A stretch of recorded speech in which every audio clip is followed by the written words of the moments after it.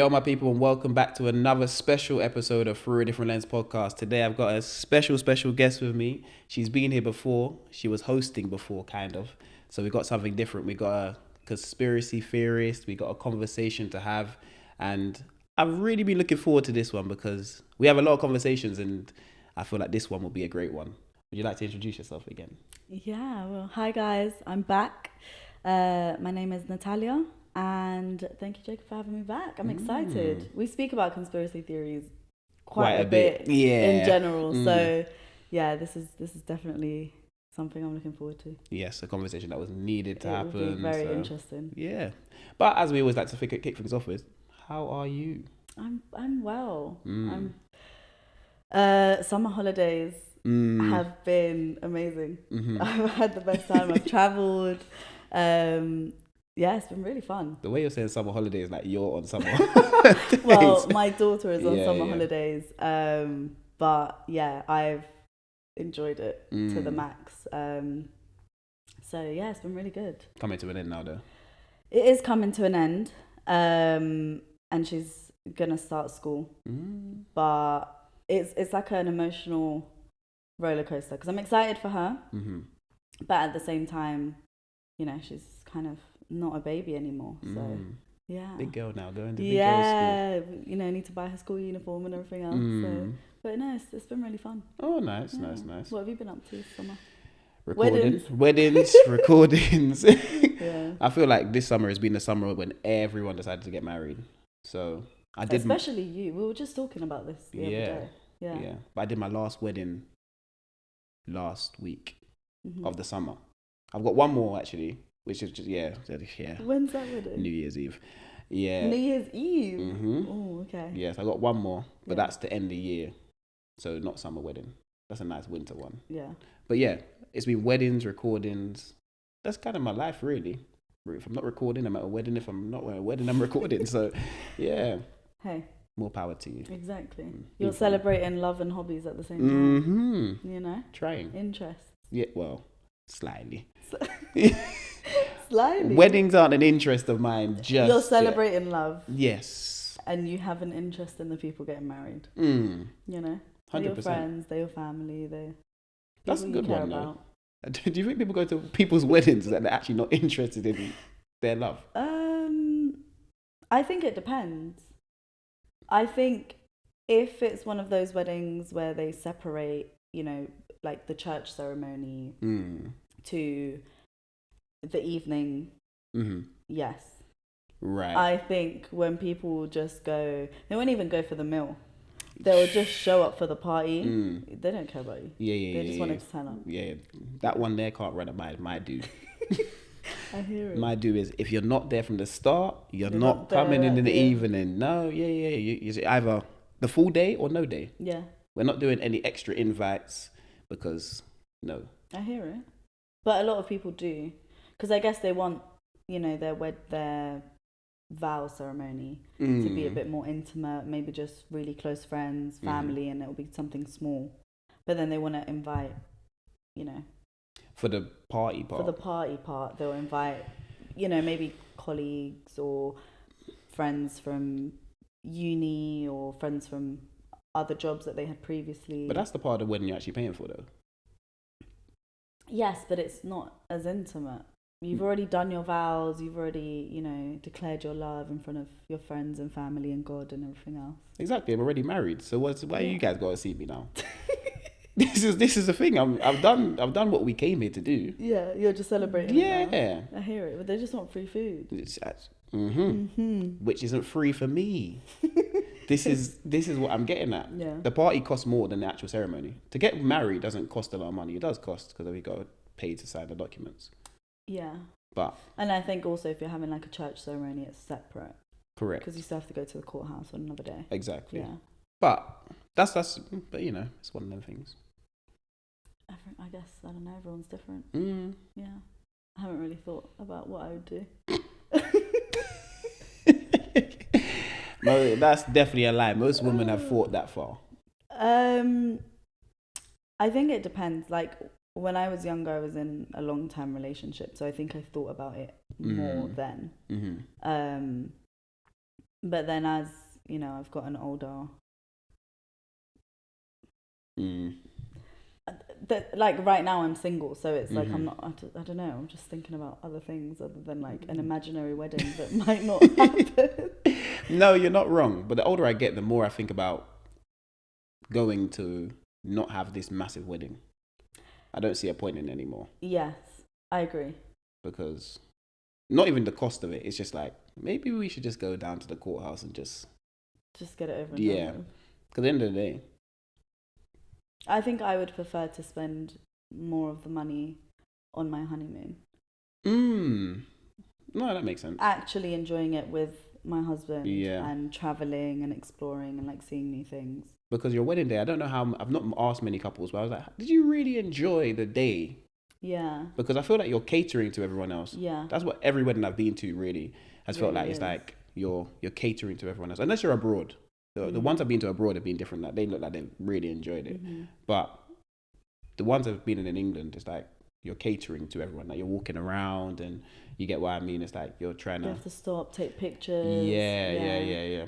Instead of really trying to enjoy the day. But you know. But I think that's most parties though. Irrelevant, like weddings are bigger and I guess they hold more significance. But if you think about even just birthdays, when you throw a party, do you actually enjoy your birthday? Personally, Don't throw a party. you don't. Don't throw a party. You don't celebrate birthdays. Yeah. But like I remember my 25th. I had a house party. You know, it was great. Some of my friends found the love of their life. You know who you are. Others like got blackout drunk, had a great time. I was like making sure no one was dying. I was picking up glass off the floor. So you were basically I wasn't having a great time. Okay. Like it was fun and I'm glad everyone had fun. Right. I haven't hosted a party since. Of course not, because you understood the hosting part is the long part. I learnt my lesson. Yeah.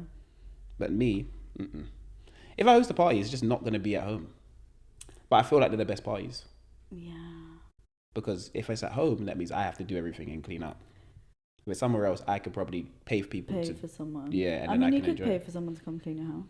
I know, but it's your house. Also, don't your friends like help? I feel like my friends are really hands-on. Like before they left, obviously there was like a few still left in the evening, and before they went, they were like, "Oh, I don't know, you just start picking up rubbish." Yeah, and, I think they respect my house enough to not be trashing it. Yeah. Because then there's, I'm gonna start saying, yeah, you man, start sending some funds because you broke this and you broke that. So it's a bit different, but I don't know.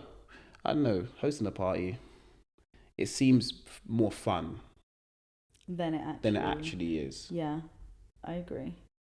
Because everyone else gets to enjoy more than you, and it's your birthday. That is true. But I just think back to like all of my fond memories. It was always at house parties. I had the most fun at house parties. Not the ones you hosted. Absolutely. Exactly. The host is going to say something completely different. Yeah. They're going to say, I hated that. But some people really like to host. No, I understand the hosting factor of it. More so that you can just go upstairs and go to your bed straight after. Yeah. Yeah, because that journey home. Yeah. Yeah. So I understand the hosting factor and I enjoy it, but it's also, I just don't want to deal with. You just don't celebrate your birthday. Yeah, I feel like birthdays, as I said it before though, birthdays are overrated in terms of what we do on the day. We have to agree to disagree. It's very overrated. You have to understand that it's a day for yourself. Yeah. And you end up doing more for everyone else. Yes, but I think it also depends the type of friends and family that you have. Still, regardless, you'll end up having to do more. For others. Yeah. So, spend your birthday alone, chill out, relax, be one with your own thoughts, take yourself out to eat. Yeah. See? It's the one day where no one can tell you. I haven't tried it, so I can't speak on it. This year. But you're an expert. This year, take yourself out on your birthday. On my actual birthday, yeah, probably. Yeah, exactly. I don't know what day it falls on. I think a Sunday. See? Roast. Take myself out for a roast. Just you. I will try it, and I'll get back to you on the experience. Like, Play some Rose, go Sky Garden. I don't know, do something. yeah. But I think celebrating your birthday on your ones is one of the best feelings ever. Interesting. We always do the cake at my house and that sort of stuff. Yeah, Like the family, yeah, okay, happy birthday, sing Happy Birthday by Stevie Wonder, great stuff, yeah. Get your cards, enjoy. That's always a tradition. Yeah. But other than that, it's like I don't want to go anywhere and party. And do stuff. Yeah, Fair enough. just prefer to chill out. I mean, I don't think I'm like one. I like experiences. Okay. I will love, like, don't get me wrong, if they throw, like, my friends have thrown surprise parties for me, I've had a great time. Mm-hmm. Those I've enjoyed because they're not in my house. And you didn't know about it. And I didn't know about it. That was great. But I like doing activities. Like when my friends take me out, or like my mum will be like, oh, let's, I don't know, go painting, or like, let's go eat, and then we can go to a cinema, whatever. I don't really care what the activity is, but I like activities. I like activities, just not on my birthday. Because you like spending your birthday. Yeah. Yeah. So any other day. You don't even want to speak to you. No, really and truly, if I'm being honest, leave me alone. Noted. I wish you had a birthday the day after. No, you can wish me happy birthday, but it's just like, okay, cool. Thank you. That's literally going to be your reply as well. Thanks. Thank you. Appreciate it. Thanks. Yeah, you get a heart. Full stop. Everyone gets a heart. I think everyone gets the same message. But you just copy and paste? Most of the time. Interesting. Most of the time it's a copy and paste. Yeah. Just because more time it's just happy birthday. So do men probably don't send like cute paragraphs. They just say happy birthday. No, your closest friends do. Okay. Yeah. And then you still reply. Nah. I give them a better response. Love every time. Yeah. Yeah, that's the response I get. Okay, because I was gonna say, like, I think with women, they like to send little paragraphs of, you know, how great you are and how much they love you and appreciate you. But do they respond with a paragraph? I will respond with a paragraph. Sometimes it's not a full paragraph, but it's not just a thank you so much, I appreciate you. What else are you meant to respond though? You can't be. It's your birthday, so they've sent you a nice message. You're gonna get into a nice message it's like, competition. oh, that message is so sweet. Like, I love you so much. Thank you for all the great memories. I don't know. You just elaborate a bit more. Oh, they know that already though. Because look at the message they've sent you. But like, I also know that they love me, but they still remind me. It's nice to be reminded. I understand that. Because then it's like, you know, your family love you. Imagine they never told you they loved you though. Your family don't tell you. They do, but they still love you. Yeah, but it's nice to hear it. See, that's a woman's thing though, I think. Maybe. Yeah, I feel like being told I love you is a lot bigger than for a man being told I love you. What would men prefer? It's not what we prefer. It's like... Well, because now we're going into love languages. We are so off topic. Yeah, we'll get back to it. We need to be very soon. We are so off topic. But now we're going into love languages. Right. So you're saying women would prefer, I guess, words of affirmation. Yeah, well, you obviously women have their love languages, but I think they prefer, definitely to be being told. Being told. They look nice. Yeah. This and that sort of stuff. Compared to men anyway, because... So what would men prefer? I think it's more acts of service for men. You can show me you love me more than... Having dinner ready because you've had I don't know if that's... a rough day at work. If that's how your acts of service would be transferred to love, then yeah. But I feel like with men, it's like, you'll show me you love me more than I'm hearing it. You get what I mean? Men, I feel like as men, we've been told so many things. Same with women. But I don't know... Well, in fact... I don't know if many men are going to say they love you, but I said, in fact, my brain just went somewhere. But yeah, so it's that sort of thing. Whereas when a man says to a woman, I love you, I feel like they really do. Certain circumstances. I'm just going to say it. That's why I said certain circumstances. I feel like they really do. When you're in that situation. Whereas a woman, I feel like, can just say it a lot easier. Yes, maybe we say it more often.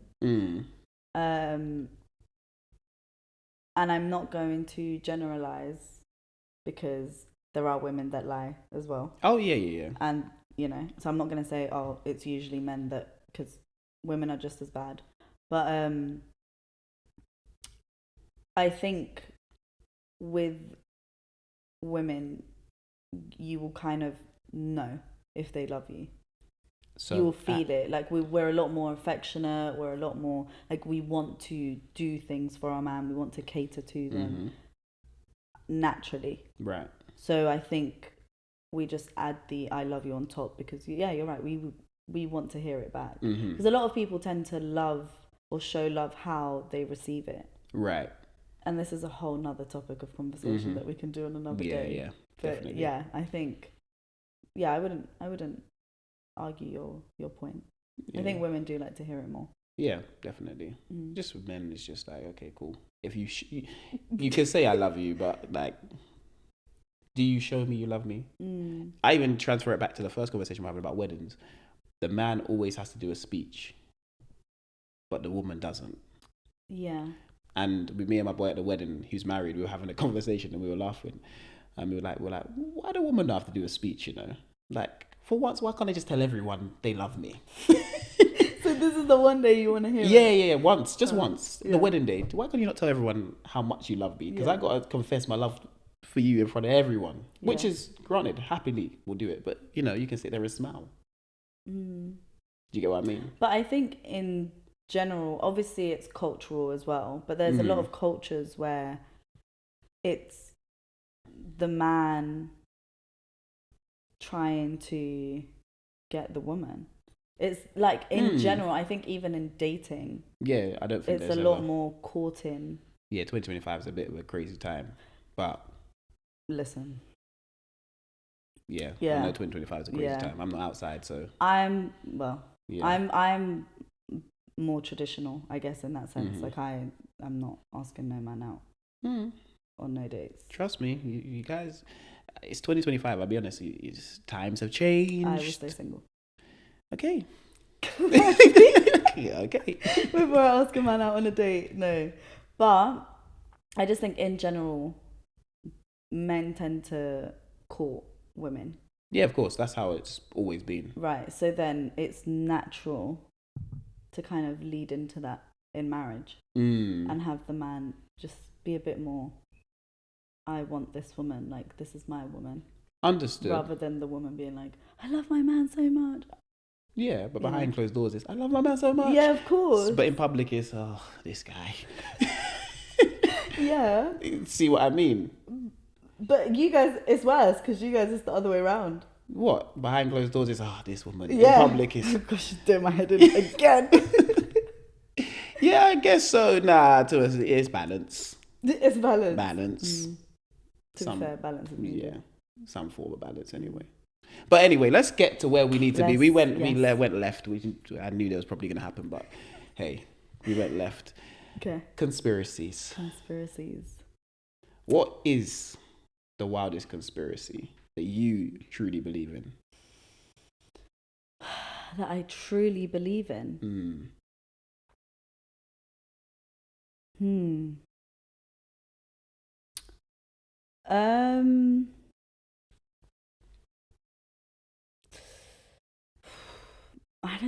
I think it's wild, but I don't know if I believe in it. Okay, what is it? Life after death. So you think it's a conspiracy? Well, I guess it's hard because we don't know. I'm still alive. Right. So I don't know if no there one is knows like either. No one knows. But then I was saying this to you earlier about the whole kind of reincarnation and like basically recycling souls. You just into a new body, into a different family, into a new, right, era. I think there's a lot of people that have come out and have known things that I guess are not from their time and have spoken on things. Even kids, we were just saying earlier, a 4-year-old shouldn't really know about the war. Right. Realistically, we either learn things through experience or because we've been taught it. So a 4-year-old, you're not learning about that in history in school. And you haven't experienced being in the war. but they will come out and they will say, when I was so and so and I lived in so and so, Yeah. I experienced this, or this was like this, and then you'll do your research and it'll end up being true. And it's like, well, how do you know that if you didn't live another life before that? So you think we reincarnate into someone else? So basically, what you're telling me right now is, if you believe, well, I in don't this, know if I believe it because you don't know. Well, I don't know. So someone, but I think it's crazy. So another soul was you before you. Probably. As in my soul. Your soul right now is someone else. Was someone else. Maybe in the Egyptian times. Maybe. So there's no time, but this is where you have to go on this one. What's the timeline in which you're dead for to them come back? Well, there was one theory that is you die and people say they see the light at the end of the tunnel. And your life flashes before you and everything else. And then when you're born, you're also coming out of a dark tunnel into the light. Right. So I don't know if it's as quick as you die and as soon as you flatline, you're being born into a new child. But maybe. That's interesting. Because then where would your soul go? Just in limbo until... Then you have to, obviously, heaven and hell. But then if you're in heaven and hell, surely you would just stay. You wouldn't... Like, there has to be a limbo. Yeah, I think this is also another thing. I think Earth. I think that's where we are right now. But you're alive. So when you die... I think your soul... Where does your soul go before it's reborn? This is the thing though, is it ever reborn or is it just something? Is it maybe you go to heaven or hell and then they go, you know what? You've done a madness up here. We're sending you back to hell. And hell could be where we are right now. Hell could be where we are.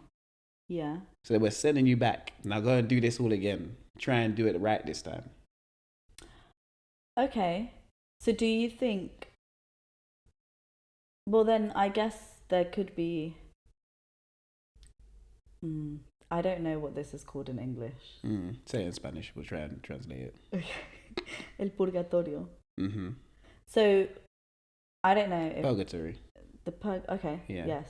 How do you say it? The purgatory. Purgatory. Okay. See, people, I've been doing my Spanish lessons. Hey, Duolingo did a better job than me. Yeah, it did. Hey, it really did. We will get back on track, yes. I promise. I've just been busy. But yeah, so maybe souls that, still have lessons to learn or debts to pay. Maybe they were a terrible human being and, right. They just go to the purgatory? Purgatory. Yeah. And then, when it's their time again, they come back. And then if they correct their mishaps, behaviors and whatnot, or if they learn from their previous mistakes, then they can either rest in heaven, or if there's just no fixing them, then they just burn in hell. Yeah, I feel. Or they come back. Yeah, I feel like if you've led a great life, you're enjoying in heaven. Yeah. If you've led a topsy-turvy life, you're coming back. For whatever reason, you're coming back. But you're gonna see what it was like in heaven. You're gonna maybe see what it was in hell, if that is Earth. But then we don't remember. So what's the point of that? What do you mean you don't remember? So if we're saying that we do reincarnate, you do remember. You have to, because remember the people that reincarnate. So you remember? What? I just feel like I'm a fresh soul. I'll be honest. I feel like I'm fresh. Baby. Yeah. Into this world. Yeah, I feel like I'm a fresh one. But not everybody remembers. So think about how many people are in the world. You're telling me the majority are fresh souls? No. But. So. This is a real rabbit hole to go down, because this is madness. How would you tell someone to remember? How do certain people remember then? This is what the question really is. How do the ones that come back remember what they were before. But then I guess that could lead into deja vu. Just in general. Yeah, well, because we all have deja vu. Why do we have deja vu? Is it that we're living the same life? Like, are we just on a loop? That's interesting because there's many places I've been that I've been there before.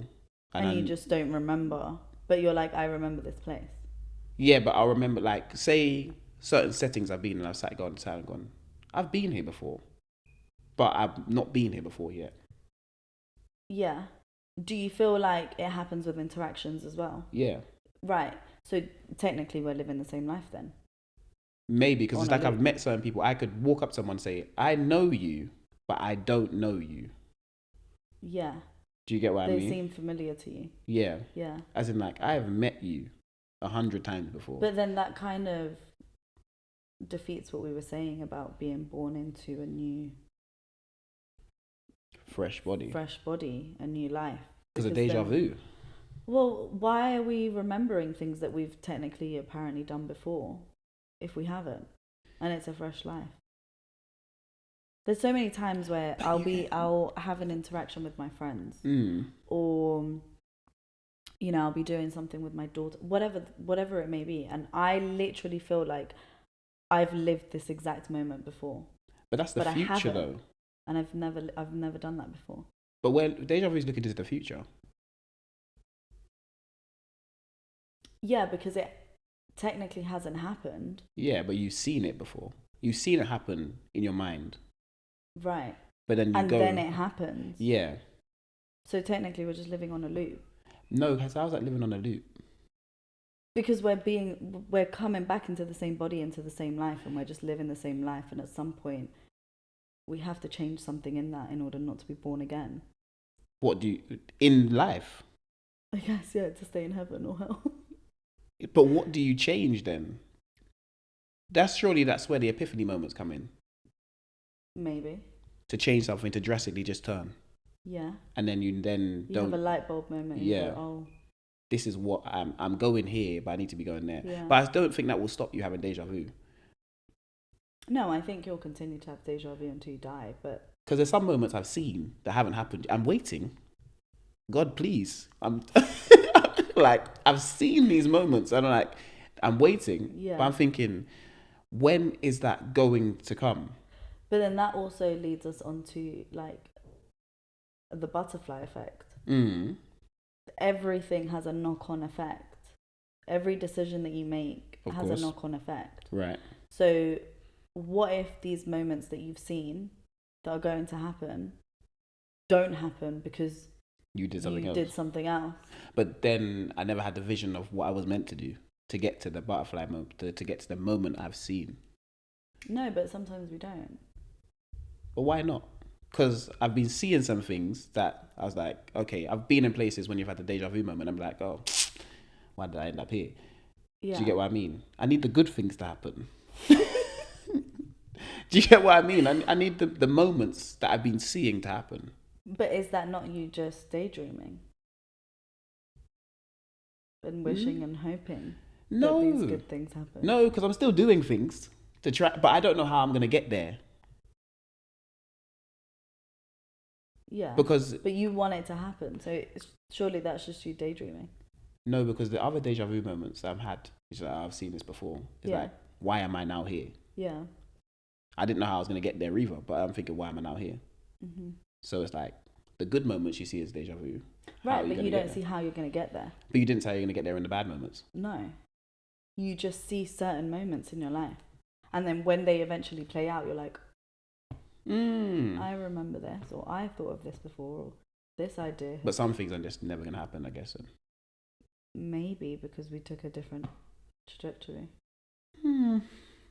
So deja vu is a conspiracy? I guess, yeah. Yeah.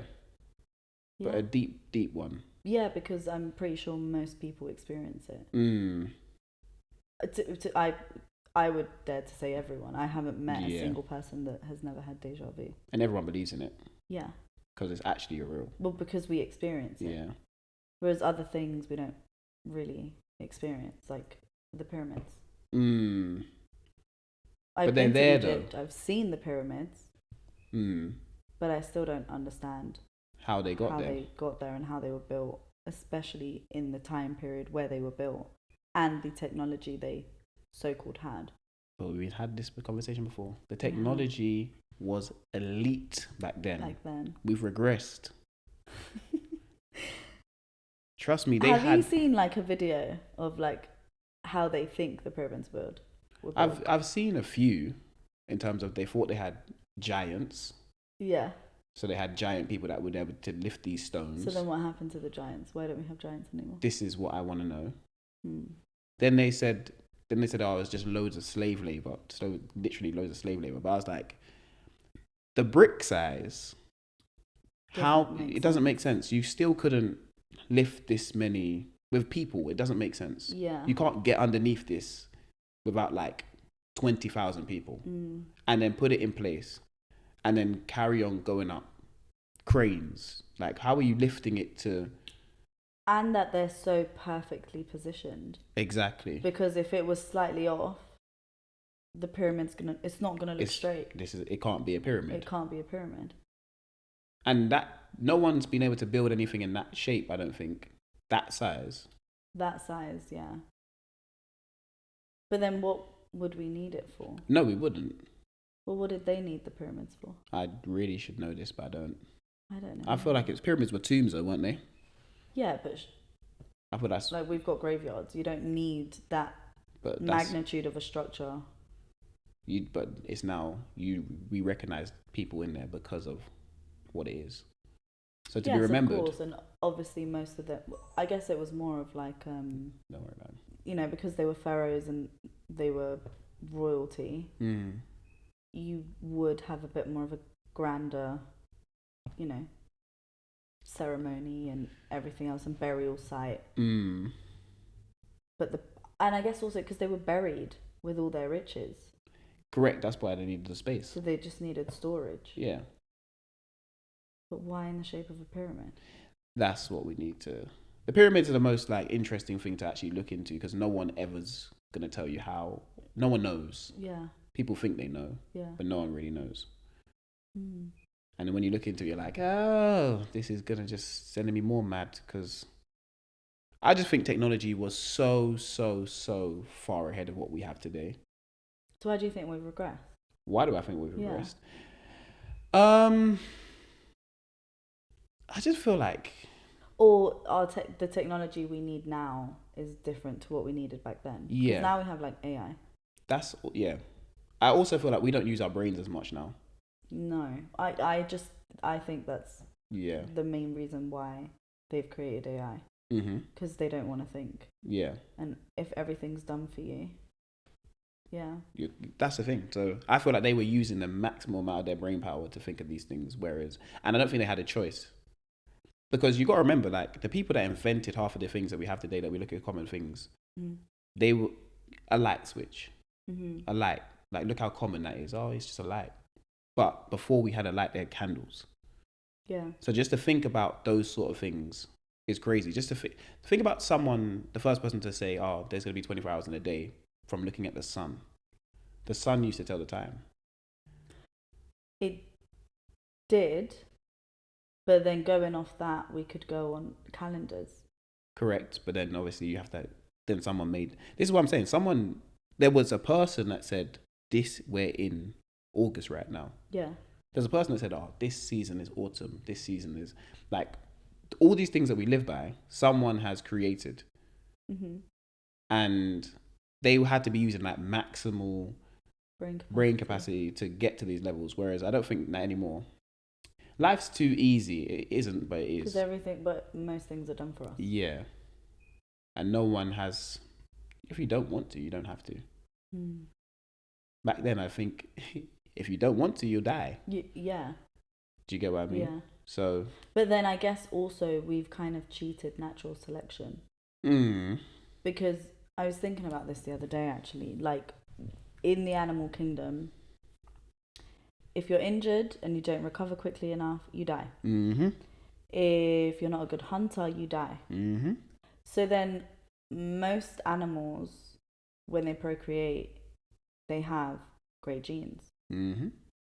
They Whereas have to. with us, It could be. It can be whatever. Just whatever. Yeah.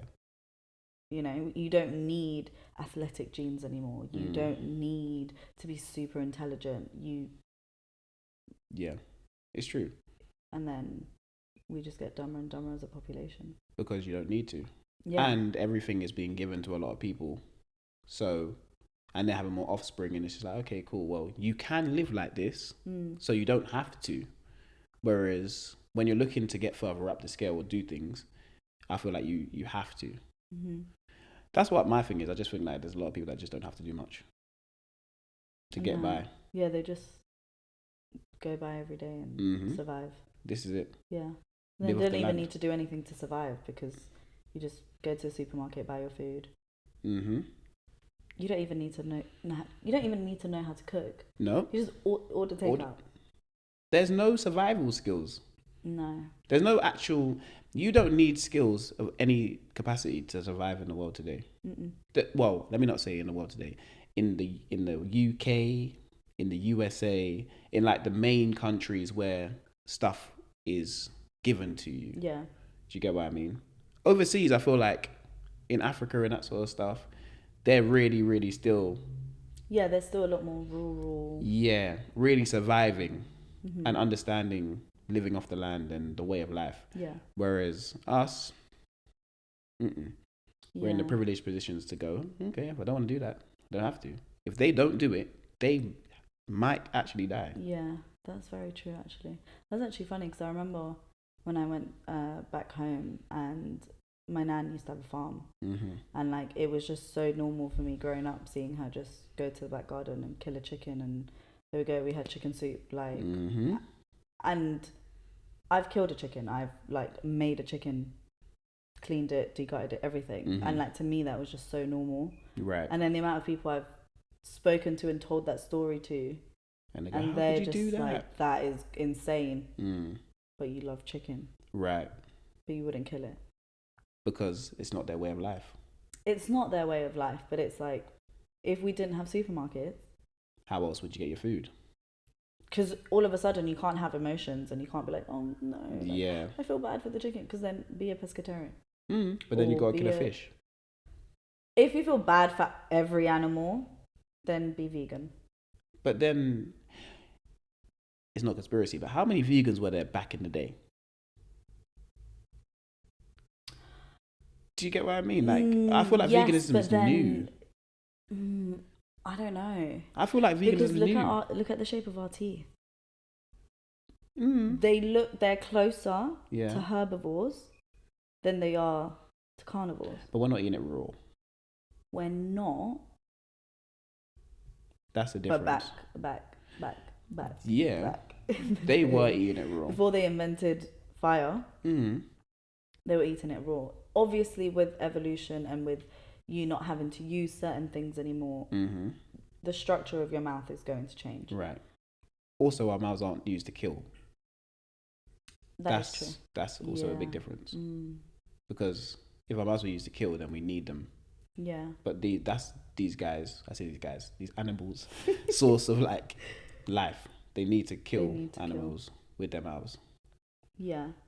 But then they also have, realistically though, humans weren't really built to kill, if that's the case. No, we weren't. Because we don't have like claws. We don't have, yes, we have nails, but they're not very sharp. Yeah. Our teeth aren't sharp. Our mouths are not big enough to, open as wide as other animals. We have the ability to kill everything though. Not with our bare hands. Yeah. But that goes back to back in the day when they were killing animals with spears. But so then I guess we were smart enough to create tools. Yeah, because you can't give the animal everything. So do you think our brain has shrunken? No, I feel like, do you know what? As much as we've regressed, I feel like we have a select few that still use the maximum capacity because they have to. Because to build the iPhone, you need the maximum capacity of your brain. But whoever knew we'd have a phone without buttons? Like now, if you have buttons on your phone, people are looking at you funny. Like, why can't I hear you typing? Did you get what I mean? Yeah. So we never thought we just see a phone screen, Face ID, pay with your phone. Like this is we're at a new level of. So then surely we're just using a different part of our brain rather than the primal. I get that, but we're also way behind China and Japan. Do you get what I mean? So that's where I'm like, back in the day, they could have really been so far ahead, because how are we still so far behind Japan, China, and that sort of stuff? Because we shouldn't be, but we are. They're like living in 2050. Yeah, that's true. Like they've got transferable energy from their footsteps. They line up cities with electricity.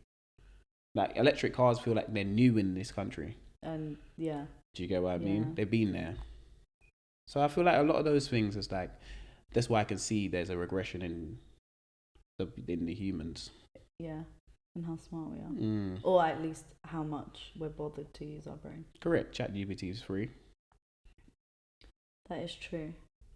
But then I also think that leads us into another one. Our phones and the government.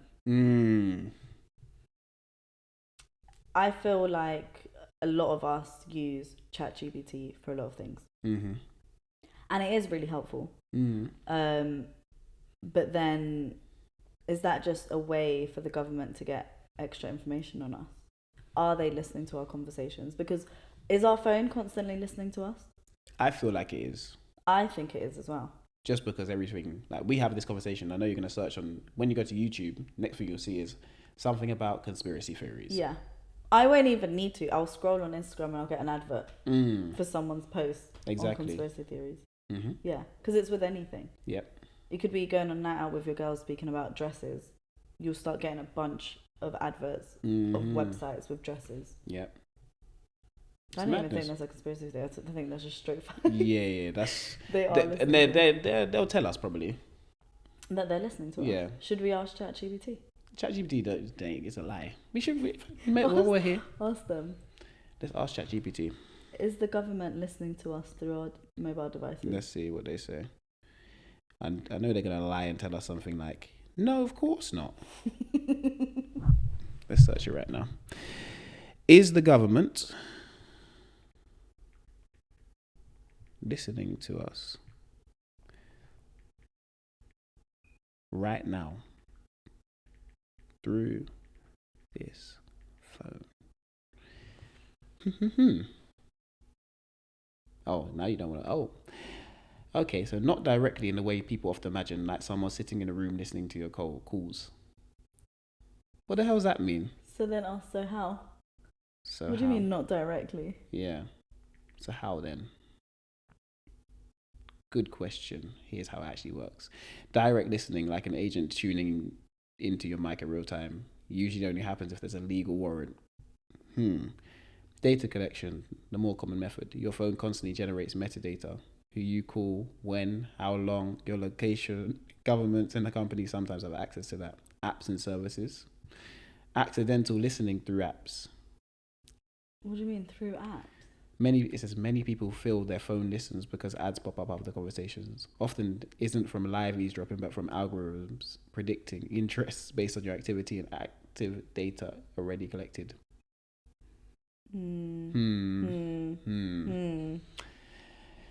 So, if like part of it is true, yes, our phones are constantly collecting data, so on and so forth.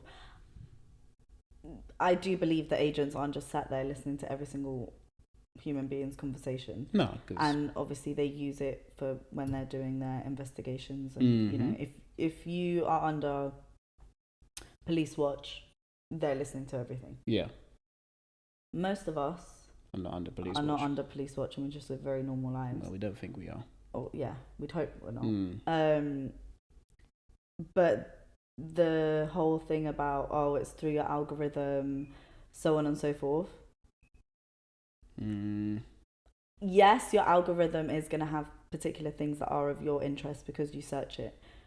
But why is it, even if you haven't searched something up for ages, the moment you speak about it, I guarantee an ad will pop up. All the time. So they are listening to us. Of course. It might not be to put us in jail, but it's but it is going to be something. to sell us something, to persuade us of something. ChatGPT is part of the government too, anyway. Of course. Yeah. So of course you're going to give me a government response. It's been PR trained. Yeah. You can't. It's the internet. Yeah. Someone's controlling that. That's true. So what else do we do? Do you have another theory? What, in terms of conspiracy? Yeah. Oh, time travel. Okay. Elaborate on your time travel theory or conspiracy. I don't believe in time travel, I'll be real. Okay. But a lot of conspiracy theories feel like we travel. There's time travel is real. In terms of like, okay, people have gone back in time, seen this, and that's why they're now doing what they're doing now. So you think people have gone back in time? Or they've gone forwards. I was going to say, surely forwards would be more beneficial. Correct. Because you can't change the past. And surely if you try to, we go back to the butterfly effect and there will be a massive impact on how the world is now. Correct. But if you go forward in time, maybe you can prevent certain things from happening. The thing is though, would you use time travel to prevent or to enhance your own life? This is the thing. That's why I feel like people feel like time travel is a real thing. Because, put it like this. Elon Musk has 400 billion. How on earth do you make 400 billion in a lifetime? Yeah. Without, this might sound mad, but without seeing something before it's been done, how do you make that money? Do you get what I mean? How does Amazon make 100 million a day? Yeah. But I can understand how that does because we all consumers of Amazon. Yeah. Elon Musk is like Tesla and his tech, and I'm like, but he's has so many companies that everyone uses. It's true. X now. Yeah. He just buys. But you have to have the money to do these things. You have to have seen something in the market. It's either, it's not even, it may not even be a time travel. But wouldn't thing. that just be strategy? I don't know if some of these things are strategy. Because surely human beings are always going to be the biggest consumers of everything. Of course. So surely if you can find a product that you know will facilitate humans' lives, and it's something that everyone can use every day, like Amazon. Yeah. I don't buy off Amazon every day, but just because I haven't doesn't mean my neighbor didn't buy it yesterday and my neighbor on the other side is going to buy it tomorrow. Yeah, someone does. Someone is going to use it every day, and that's more than one person. It's going to be hundreds of thousands of people. Millions. So it's a constant generation of money. That's Amazon Amazon. Stream. I can understand Amazon. Yeah, that's Amazon. Yeah. With Elon, I'm a bit... Yeah. Yeah, I guess. But then money literally makes the world go round. Money's a conspiracy theory as well, by the way.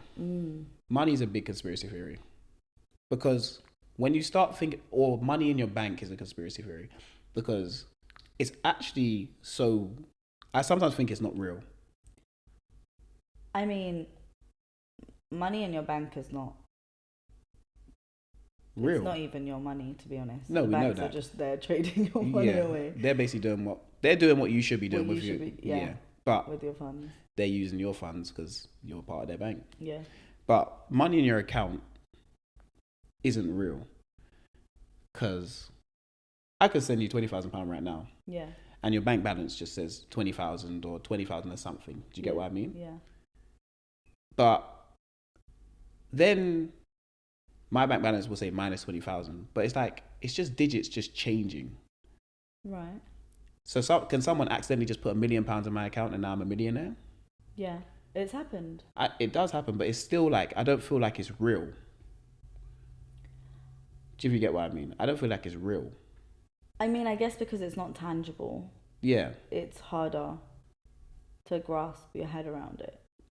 But people have accidentally transferred to the wrong account, or, you know, even people at the counters themselves, when you go into the bank, Mm. they will accidentally. There was one story I heard actually about this lady that had just started working at the tills in a bank, and a guy came in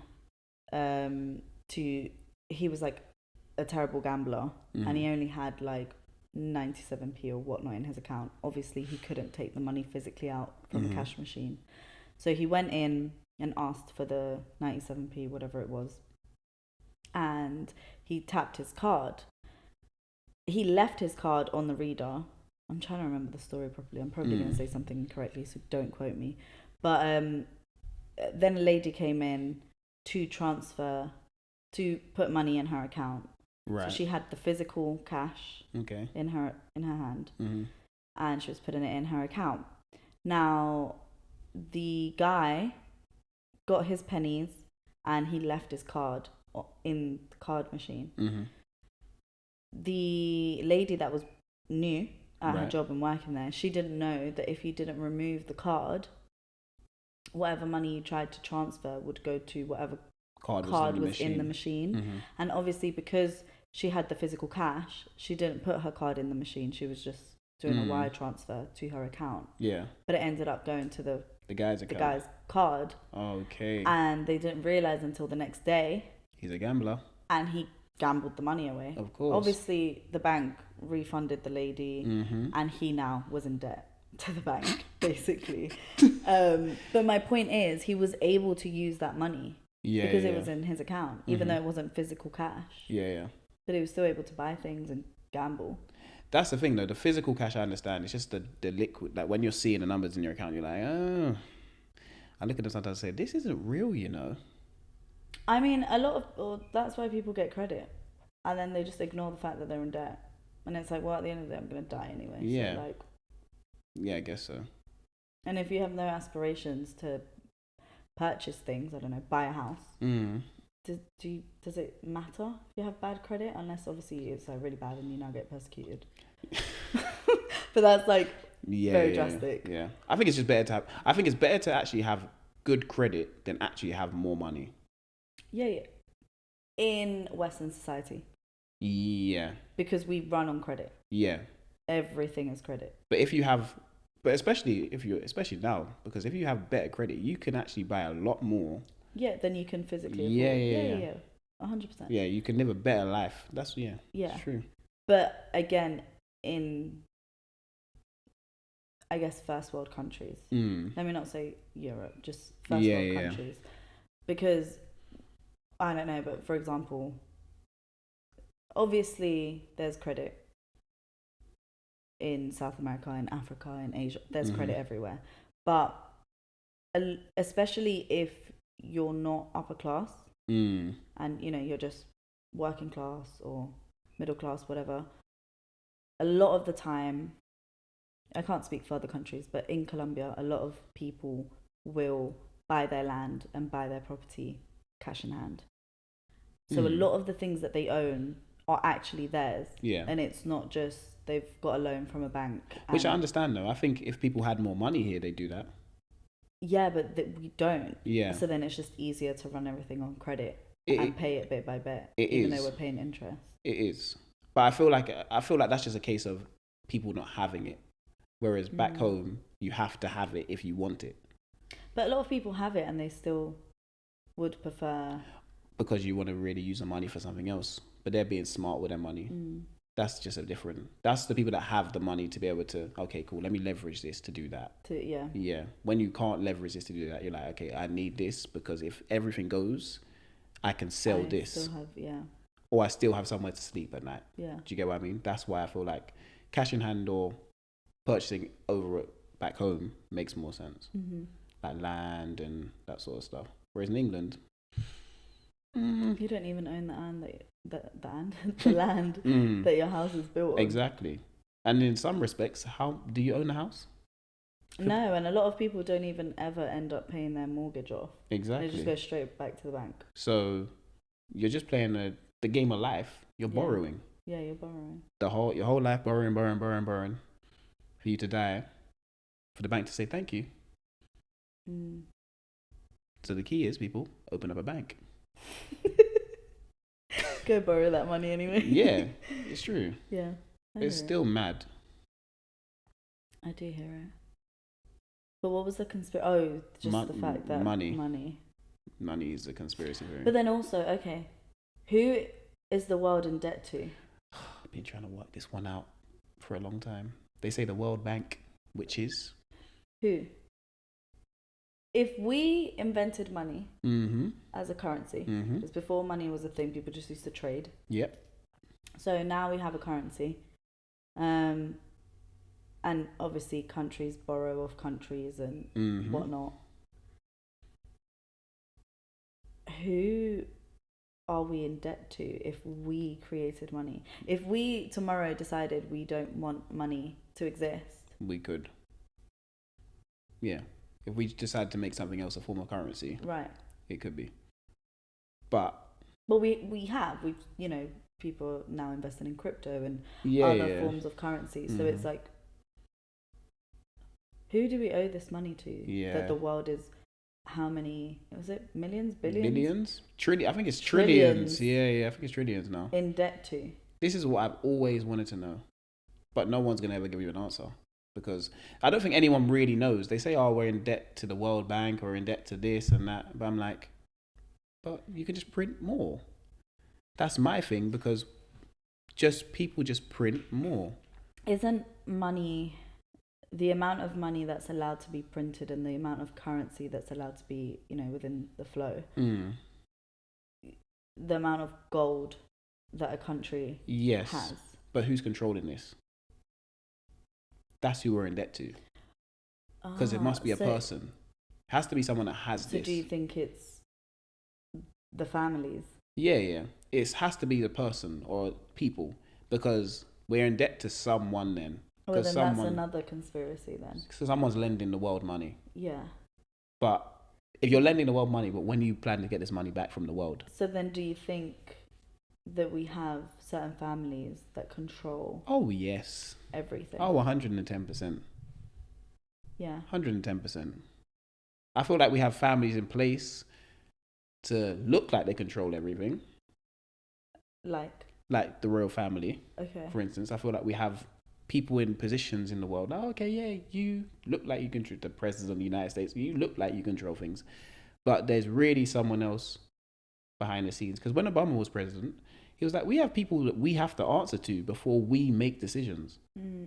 But to be honest, presidents and prime ministers and everything else literally have to answer. I feel like they have to answer to everybody before they can even do anything. They do, but they're meant to be the highest position in the country. Yeah. And in the royal family, as much as we don't know much about them in terms of who they answer to, they must answer to somebody. Because we're the ones that are basically paying for them to live. Yeah. If we all said, okay, cool, we're not paying tax no more, what the royal family do? Yeah, that's true. Well, they say that they get their money from tourism, but if no one cared about them and no one came to see them... This is the thing. And no one really comes to see the royal family. You go and see Buckingham Palace. You go and see Buckingham Palace because half the time they're not even in the palace. They live in Windsor. Yeah. So you're going to look at an empty building. That's actually so true. How much do they even get paid? A lot. It is a lot. And then they have to do that, their socials and, But that's within, like, your average Joe is not going to go to any of these socials that the royal family are running. This is the thing. Because the rich like to just stay with the rich. Exactly. So it's not for us to be looking at. No. But we're the ones that are, if you think about it, tax is really whoever controls the tax system is who's controlling the world. Because we're paying someone for everything. For everything. Might as well pay for air. We are paying for air, though. We do, yeah. This is the thing. We're paying for these roads. Don't know why. There's still potholes everywhere. Every driver has anger issues and has beef with the road. With road tax. Yeah, road tax. I don't know why we pay for anything. Because every time you drive down the road, I'm seeing road works, pothole. Can't go this way. New tunnel built. I didn't ask for the tunnel to be built, but now you're charging me to drive in £4 through the tunnel. Yeah, tunnel's been free since it was built. 2025. Oh, £4. £4 to drive a to drive a mile. To save some petrol. I can't believe it. Yeah. £15 to just drive in London. We have now clean air, ULEZ. I said, it doesn't make sense. Yeah, we really do just pay for everything and then we accept it. Because who do you have to complain to? Yeah. The people that you're complaining to are thinking, I'm the one charging you this. And a lot of the times when you do complain, they don't even care. No, they raise the price. It's so true. That's it. All complaining gets you is more money out of your pocket. And then if you protest, the way the government can just switch it on you and you're now a terrorist. Mm-hmm. It's a terrorist attack. Exactly. Yeah. So you're now in prison. Keep to yourself or you're an extremist. But then we just don't really have freedom of anything. We don't have freedom of speech. We don't have freedom of thought. We don't. No, not really. Because even the news narrates and dictates how we think and what we see and what's covered. Mm-hmm. But I feel like that's why I enjoy social media now. I feel like you get nonsense. Yeah. But you also get some form of real life on there as well. But even then, I feel like it's still controlled to a certain extent. But it's not propaganda. It's not propaganda. Do you get what I mean? Yeah.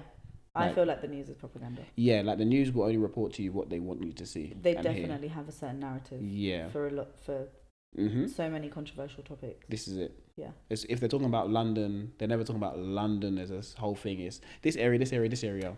Knife crime, knife crime, knife crime. Yeah. I'm like, bro, London is bigger than these 3 areas you keep speaking about. Yeah. And there's not that many black people in those areas.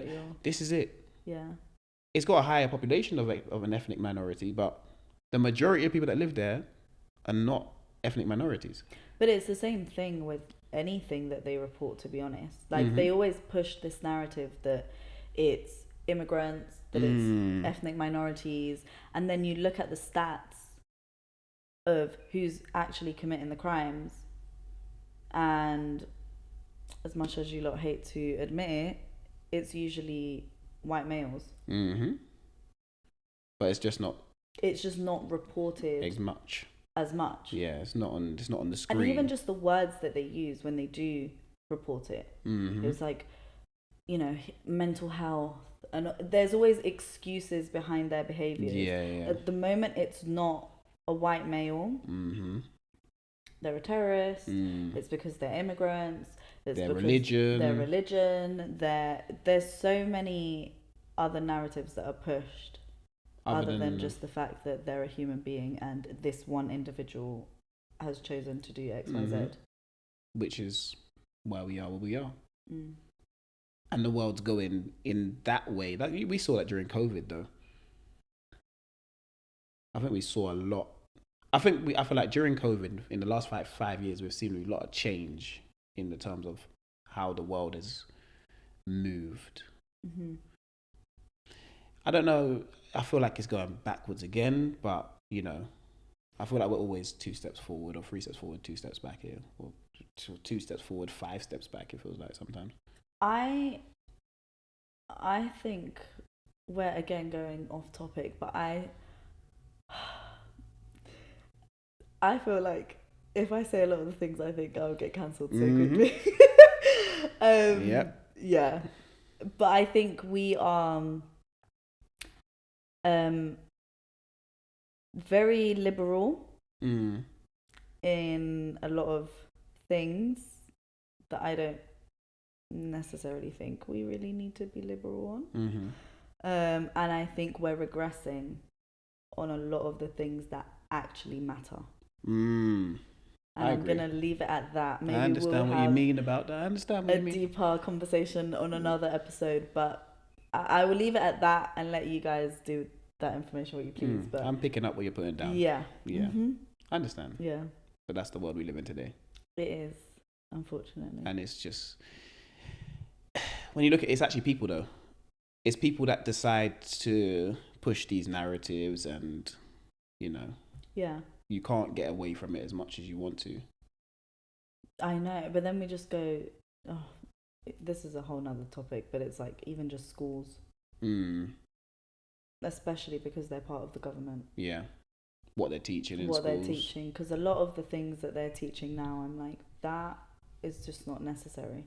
I think they're important conversations, and I think maybe they're conversations that teachers could have with parents to have them with their kids and encourage those conversations at home. But I think especially the ages where these conversations are being introduced is unnecessary. Yeah, let kids be kids. Right. That's what I say. Yeah.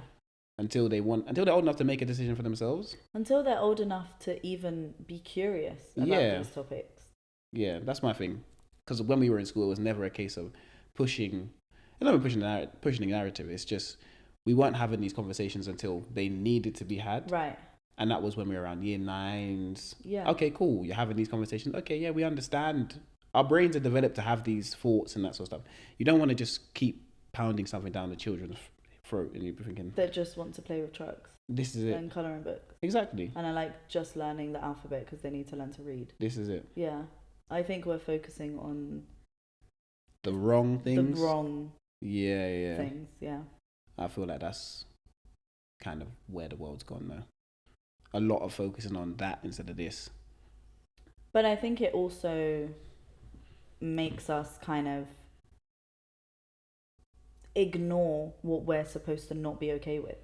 Because we're so preoccupied with other information that, the majority make it seem like it's so important and that they need to be discussed and we're going to protest and we're going to fight for our rights, and it's like there are bigger issues, deeper issues that aren't being discussed, aren't being, I guess, in a proactive way solved. But who's that really benefiting? That's the thing. Not the kids. Not the kids. Not the kids. Not the kids. And if you want the world to be different, it's the kids that are actually going to be the ones that are going to bring the change. Yeah. Because, we're growing up in age now. So we're the ones that are going to try and start to change something, but it's going to be the next generation and the generation after that that are going to really change the world. Yeah. Yeah. Because we can only do so much. I feel like our generation has done something, but we needed to carry on. But if the older generation keep pushing a different narrative down there, then we're never gonna get to where we want to get to. It's always push and pull. Yeah. And then we just stay in limbo because we're just But we'll soon be the new older generation, though. Say soon. And I'm pretty sure the younger generation will look at us when we're older and think, God, they're so stuck in their ways and they're so stubborn on this. And, the same way we look at our older generations and think, oh, they're so traditional or they're not open-minded or... The thing is, I always look at them and go, you guys were doing nonsense too, It's true. It's true, but they will never admit it. No, because they have to put up the facade that they want. They need the front. Yes. Yeah. But you were really out here doing nonsense too. We know it. That's facts. 100%. That is facts. 7 kids. But big families are a good thing, I'll be honest. I like it. I like the fact that but dynamic was different. Let me just say that. Because most people are actually in longer term relationships, married, staying together for long times. But then that's just a whole...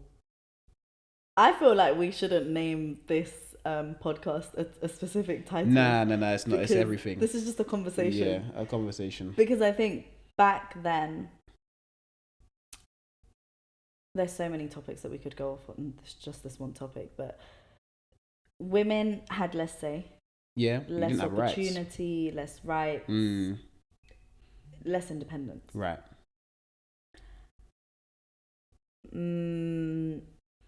Economically. Economically. Did I say that right? Yeah. If you want to say it in Spanish and I can translate for the audience again, then... No, am I saying it correctly? Yeah. Okay. Economically, we were able to sustain a family a larger family with one paycheck. Right. That's not sustainable anymore.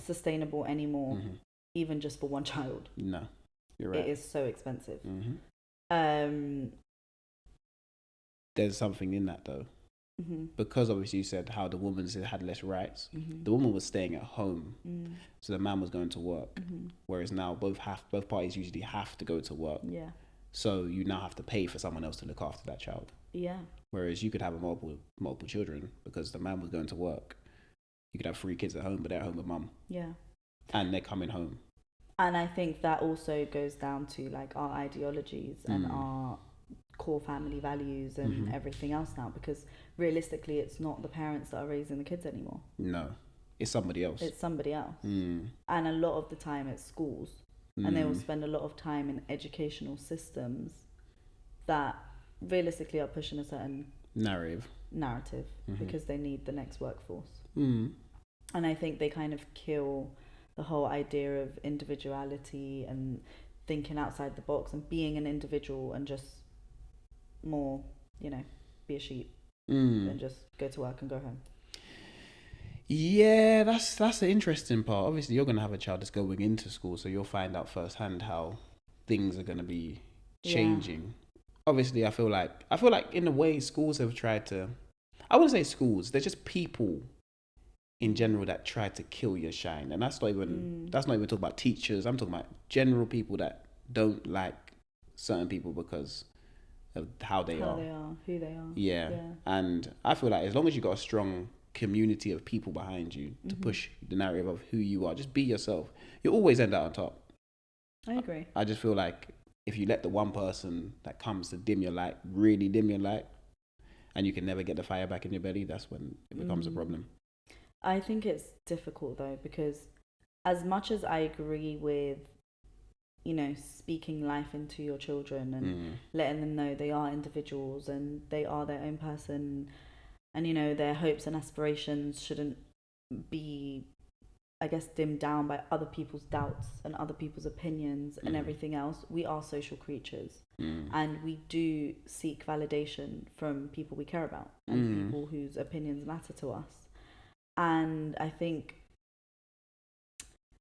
it's a struggle, I guess, to try and raise a fierce, individual, outspoken person, because realistically they're going to practice that at home where they're most comfortable. Yeah.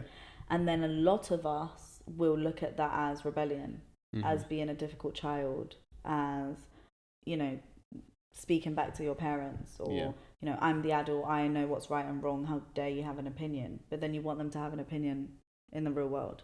Yeah. You raise them to not have one at home, so why are they gonna have one in the real world? Yeah. But then at the same time, I also think there are certain personality traits that are just innate in us. Some people are more extroverted, some people are more introverted. Some people, it does really affect them what others think of them. Other people really just don't care.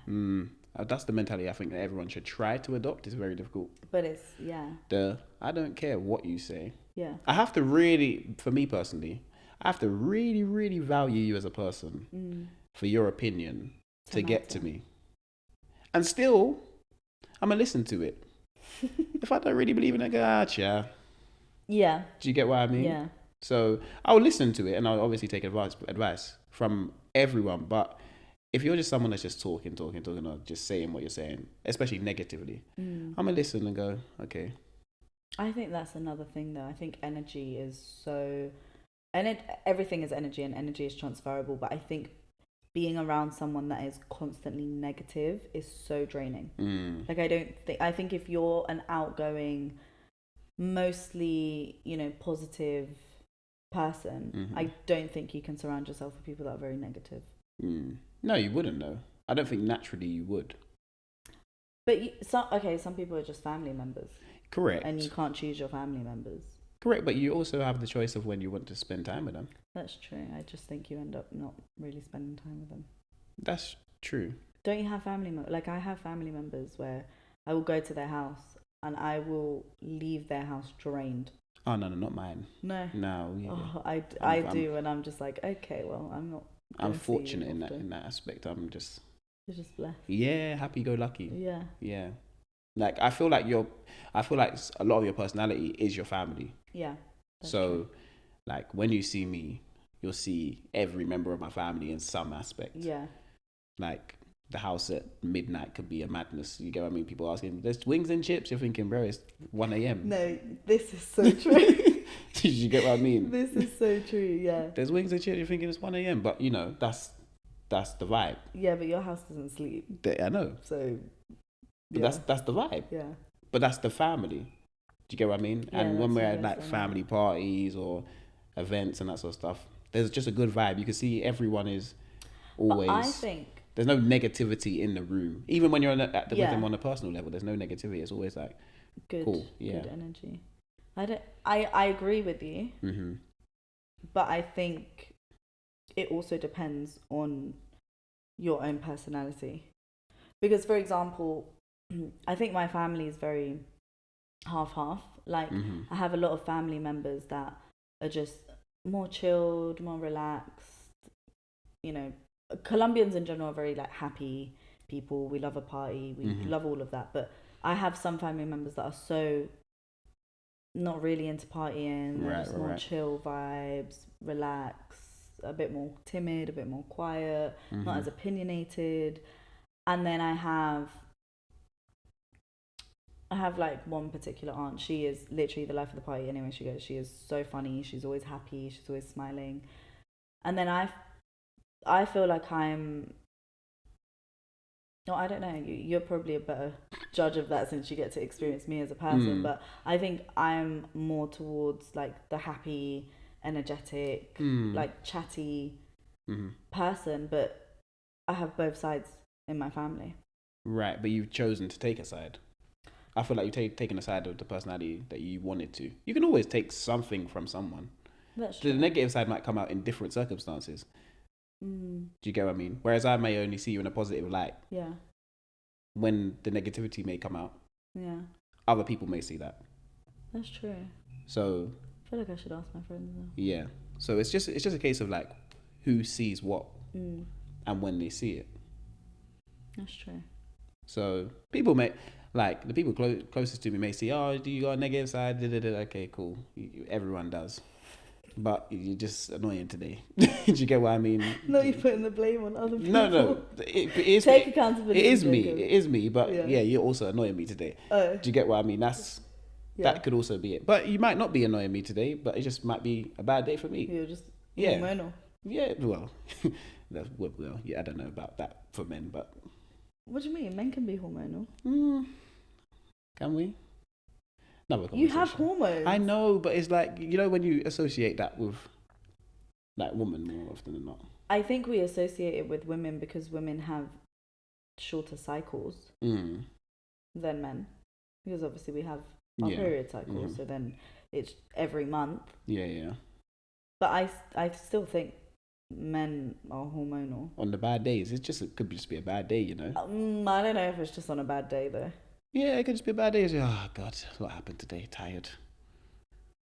So do you think women's behaviour has more of an excuse than men? I'm not saying anyone's behavior has an excuse. No. Because you see that one there. Okay. People start blaming stuff on certain hormones. things. Yeah. No, we can't do that. Women's behaviour, I guess, is attributed more to You hormones could say that. than men. Yes, I would say that. But then do you think men are more emotional than women? No. Depends. On? Circumstance. As always. On a day-to-day, no. On Yeah, on a day-to-day basis. altering decisions. Yeah. Yeah, I agree. But on a day-to-day basis, hell no. No. Day-to-day basis, I say a woman's more emotional. Altering decisions, then yeah. Because then all our emotions are in that one thing. Whereas on a day-to-day, it's like, cha. But then they're more, surely you would need to be more calm and to make these big life choices and decisions. Yeah, you'd like to think so. No? You'd want to be more calm. But sometimes. So are you saying women are better at making... You're trying to say a woman are better at making decisions. Not decisions, but like, you know, if men are more emotional when it comes to bigger topics, then surely women are better at making more calculated decisions. No, because on a day-to-day, you're more emotional. Remember, we're making these decisions even when you're emotional on a day-to-day basis. The one big thing can't take away from every single... it could be 365 days in the year. We made one big decision. On the 364 days of the rest of the year, Yeah. I've been having to make all these decisions. The one day, I get emotional because of the big... Okay, but what about divorce? Okay. What is the main factor in divorce? Isn't it money? I think it actually is. But let's put money aside. Cheating then. Cheating would be the next big factor. Mm-hmm. And a lot of the time, it's men filing for divorce because the woman cheated. Because the woman cheated. Of course. Because women, I'd say, are more forgiving in that aspect of things. Yeah. Yeah. Probably are. Mm-hmm. But don't you just think, again, that's a decision based on ego? Bearing in mind, I'm not justifying cheating. I'm not, I'm not condoning that behavior. Get your life together. You're saying it's a decision based on ego. But because women are hurt mm-hmm. when they find out their partner cheats. But I don't think, at least for a lot of women, it's not like an ego thing. It's not like I think women might compare themselves and they might be like, is she prettier? Is she whatever? But I don't think I think men would go straight to, I can't believe she did this to me. Yeah. And it's like personal. Because I never think cheating is a personal attack. I just think the other person has issues and things they need to resolve. Interesting. I truly believe that when women cheat on a man and the man finds out, if no one else knew, he would forgive. Yeah. If no one else knew, but the first thing the man then usually do is, she cheated on me. Okay, bro, you gotta leave now. Yeah. Yeah. Do you get what I mean? Yeah. Or you're trying to find something that she did so you can leave if you've done something.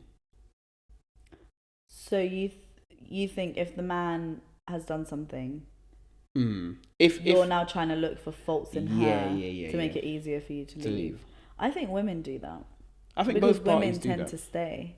No, but I understand that. But I think both parties do it, but especially if the man has been the one that's cheating, but the woman hasn't cheated, or she might have, but you just haven't found out. Know. So you're trying to figure out now. Do you get what I mean?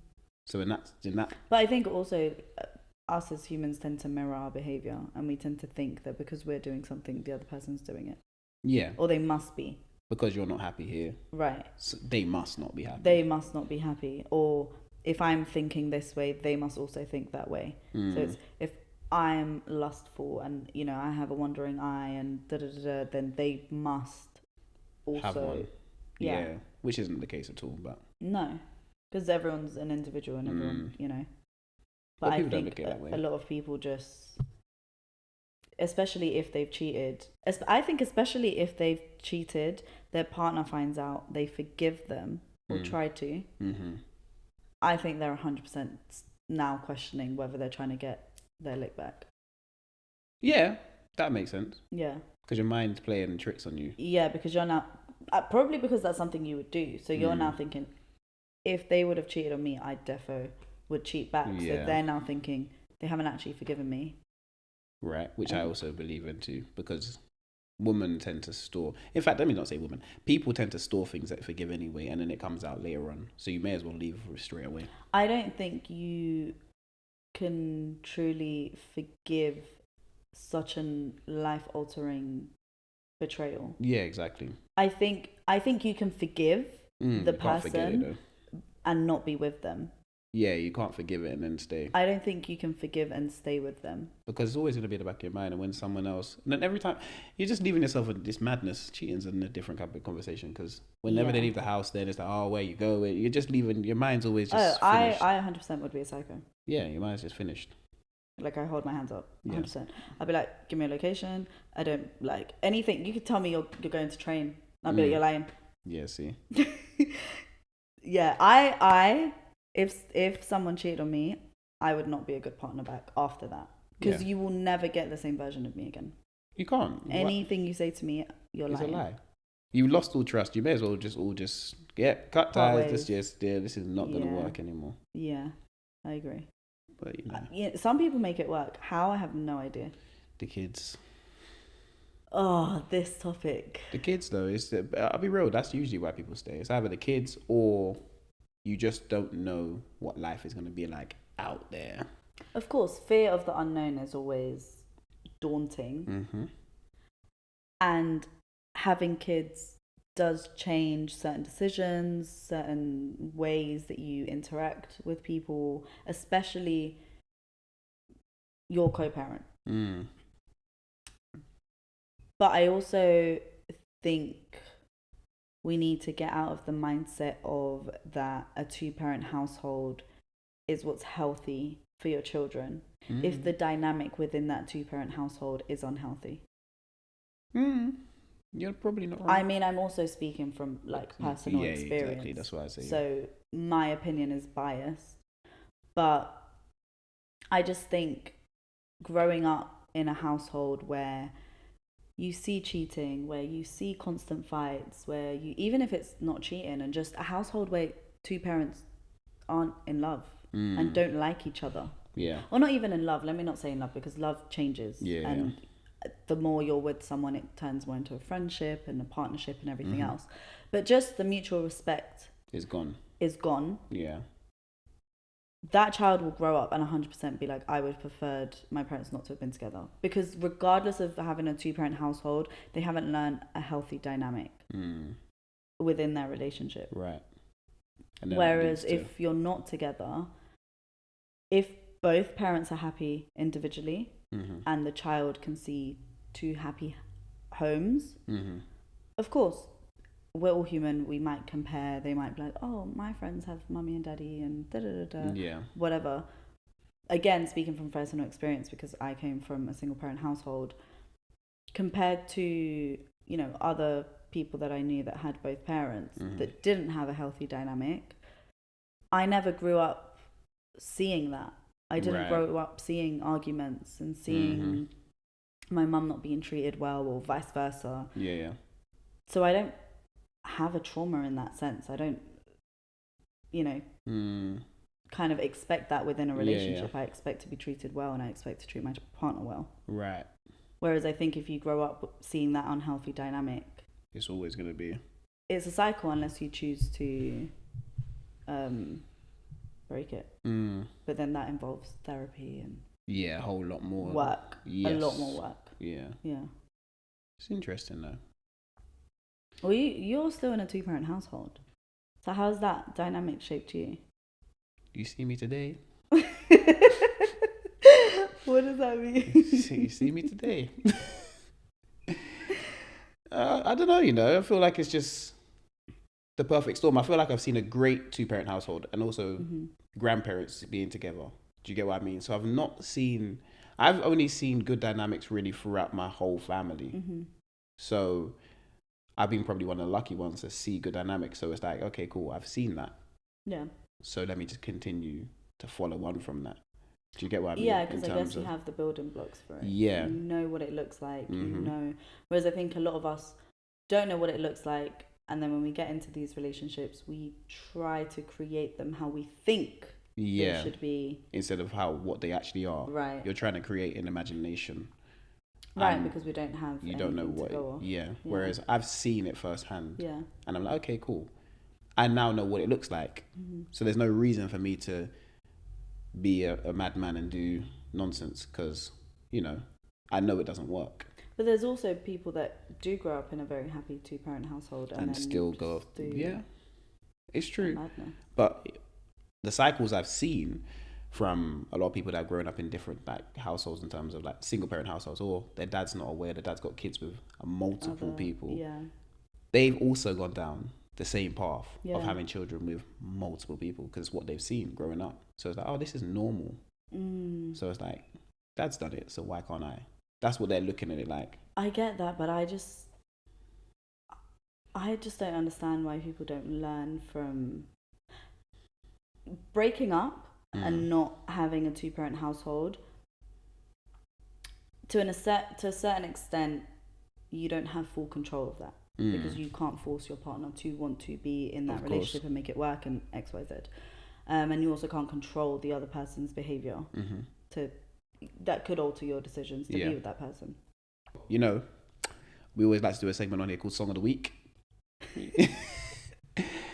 So, as much as we've had family dynamics, we had a great conversation about life, everything in between. It was meant to be conspiracies, but as you'll know from when Natalia and I have conversations, it never stays on the topic we were actually meant to speak about. So, we're going to do Song of the Week, though. We're going to stick to this topic. So, Song of the Week, and then we'll wrap it up.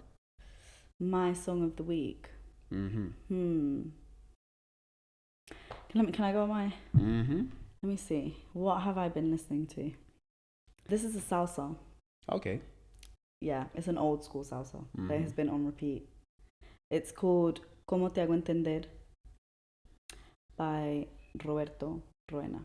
And I think you should listen to it since you like to dibble and dabble in the Spanish. In all genres. Yep. But it's a classic and it's a very good salsa song. That is my Song of the Week. Nice. Yeah.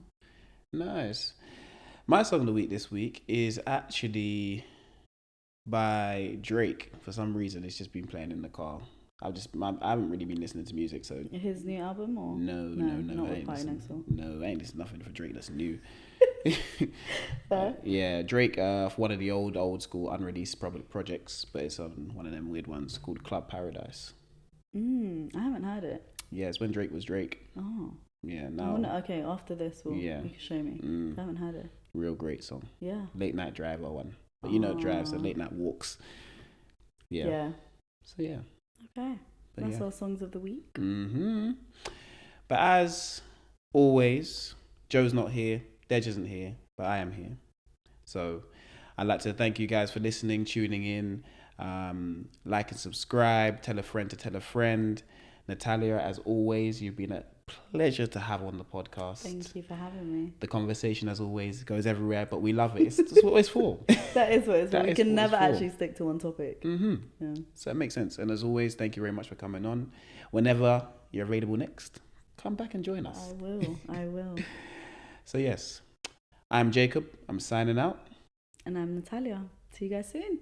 Thank you guys for listening. Have a blessed week. Take care of yourselves.